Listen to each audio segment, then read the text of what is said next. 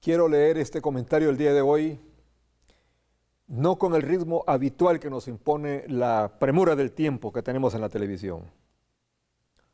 Llamo a este comentario cultura de diálogo y no de odio. Comienzo diciendo que debemos celebrar el mensaje que el presidente de Estados Unidos, Barack Obama, enviara al gobierno de Honduras destacando que nuestro país es líder al privilegiar el diálogo, lo cual nos debe motivar a poner en práctica la cultura de una actitud que produzca en los hondureños el deseo de entendernos para plantear y resolver nuestras diferencias por la vía civilizada. El hecho que el presidente de Estados Unidos califique a Honduras como un país líder por los esfuerzos del gobierno en promover el diálogo nacional es un reconocimiento saludable que nos debe servir a los hondureños para encauzarnos en una cultura que sea altamente positiva. Honduras entró en los últimos 6 años en una época desbocada de crispación política, producto de una campaña de confrontación orquestada desde el más alto nivel,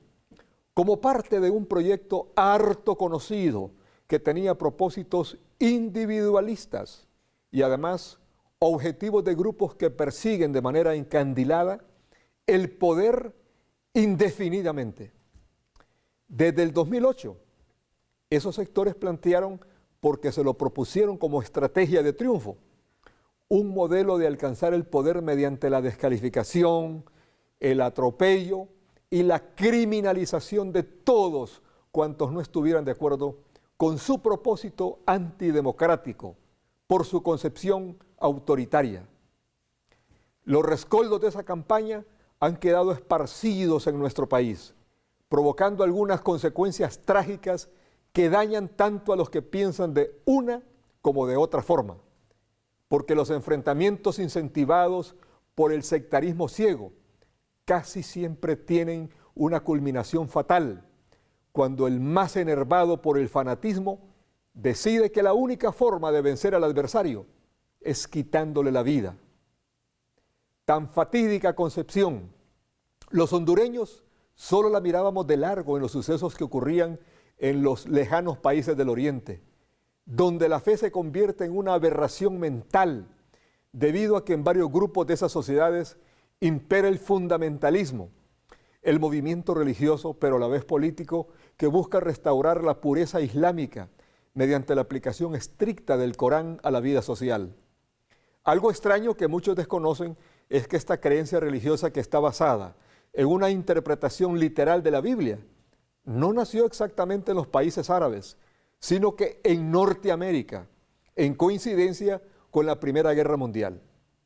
Desde entonces, el fundamentalismo se extendió a muchas partes y quienes la acogieron con más vehemencia fueron algunos países árabes, entre los cuales hay los que la aceptaron más que como una creencia, como una exigencia intransigente a la que hay que someterse, so pena de declarar enemigo a muerte al que no se adhiera a ella.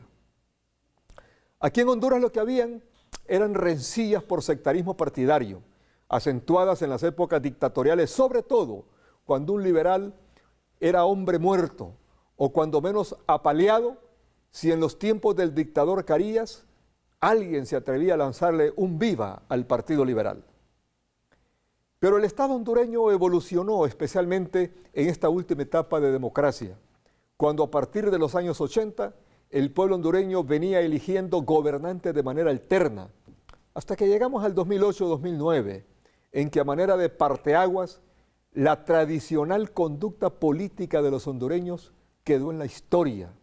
siendo el gobernante Manuel Zelaya Rosales el responsable de introducir en el país una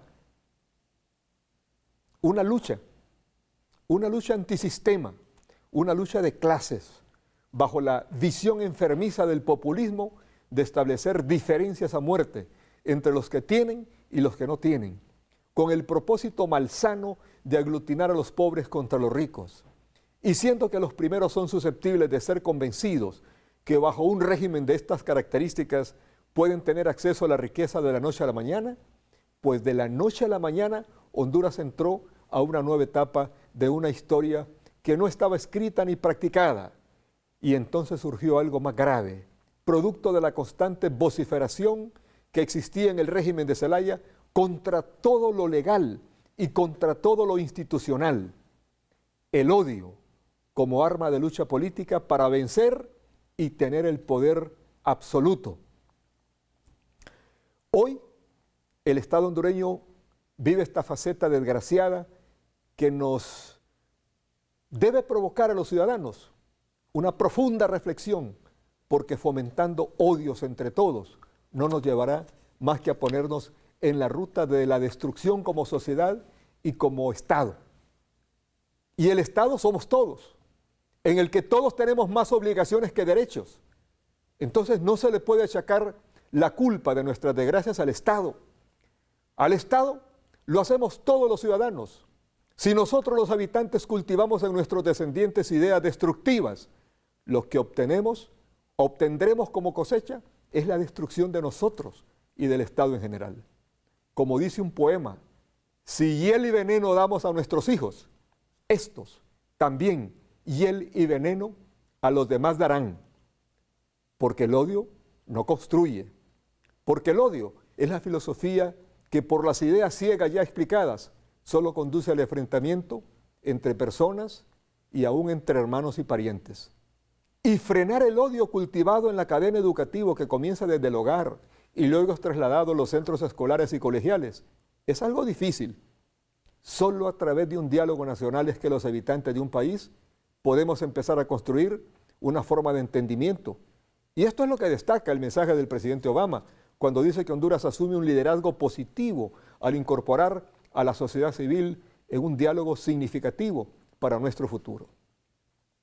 Lo mejor sería que todos los sectores y todos los actores por el bien de Honduras reflexionemos sobre lo conveniente y positivo que resulta que los hondureños caminemos hacia una cultura del diálogo, en lugar de llevar a nuestro país hacia la destrucción, fomentando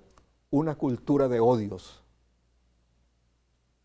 Así son las cosas y así se las hemos contado hoy viernes, 18 de septiembre del 2015. Buenas noches.